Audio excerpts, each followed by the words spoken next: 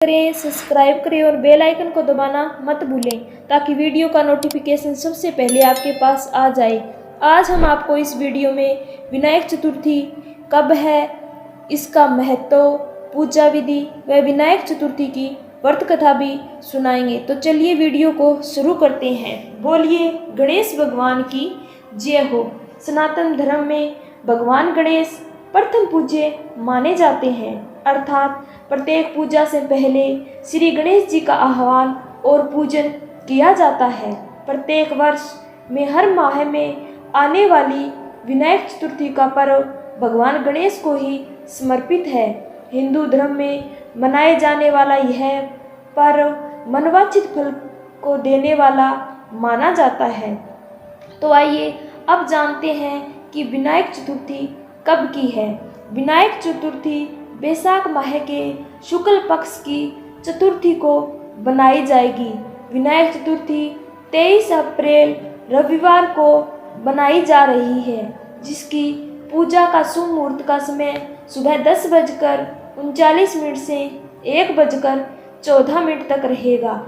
चतुर्थी तिथि का प्रारंभ 23 अप्रैल को सुबह 7:47 से होगा व चतुर्थी तिथि का समापन 24 अप्रैल को सुबह 8:24 पर हो जाएगा।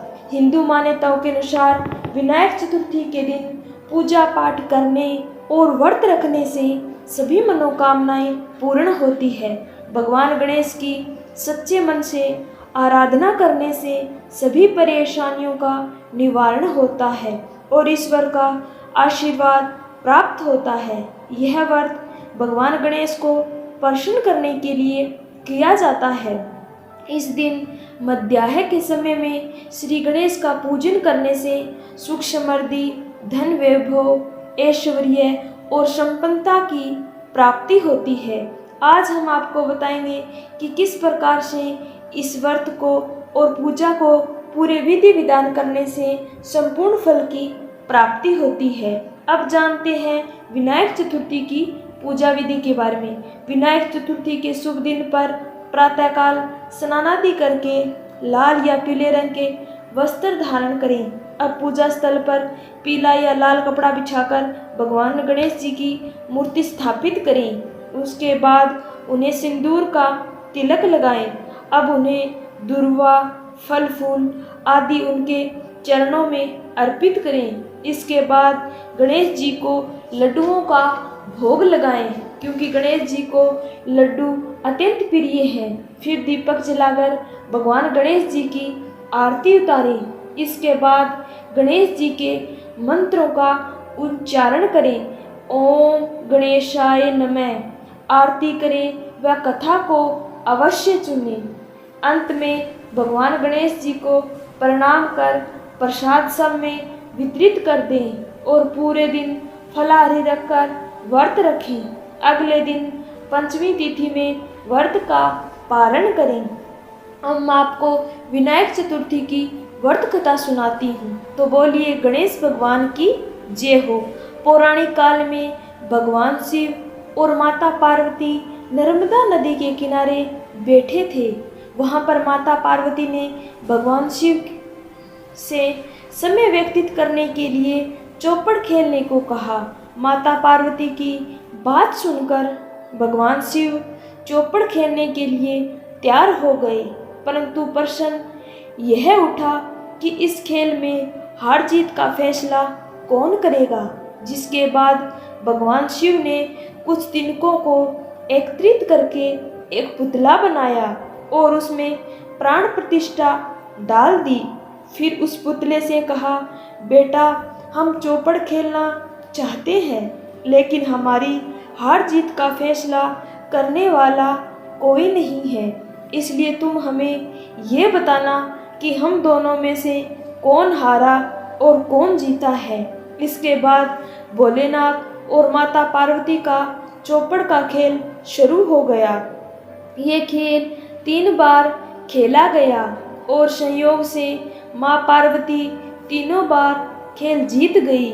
खेल खत्म होने के बाद बालक ने हार जीत का फैसला किया, जिसमें उस बालक ने महादेव जी को विजयी बताया। इस गलत निर्णय को देखते हुए माता पार्वती बालक पर क्रोधित हो गई और उन्होंने उसे अपंग होने के साथ कीचड़ में पड़े रहने का श्राप दे दिया। इस श्राप को सुनते ही बालक ने माता पार्वती से क्षमा मांगी और कहा कि उससे भूलवश यह गलती हो गई है। बालक की क्षमा याचना सुनने के बाद माता पार्वती ने उसे बालक को श्राप से मुक्त होने का उपाय बताया। उन्होंने कहा कि यहाँ नाग कन्या भगवान श्री गणेश जी की पूजा करने के लिए आएगी, तब उनके कहे अनुसार तुम गणेश जी का व्रत करना। ऐसा करने से तुमको श्राप से मुक्ति मिल जाएगी। यह बताने के बाद शिव और पार्वती जी कैलाश पर्वत पर चले गए। 1 वर्ष तक वह बालक उस श्राप से प्रभावित रहा। वहाँ जब आखिरकार नाग कन्या आई तो बालक ने उससे गणेश चतुर्थी व्रत की विधि के बारे में पूछा। पूर्ण विधि के बारे में जानकर बालक ने भक्ति में लीन होकर 21 दिनों तक भगवान गणेश जी की आराधना की और व्रत किया। बालक की तपस्या को देखते हुए भगवान गणेश जी ने उसे दर्शन दिए और वरदान मांगने के लिए कहा।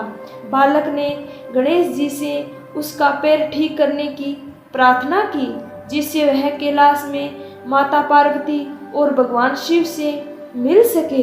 गणेश जी ने उसकी सभी मनोकामनाएं पूरी करते हुए उसे स्वस्थ कर दिया।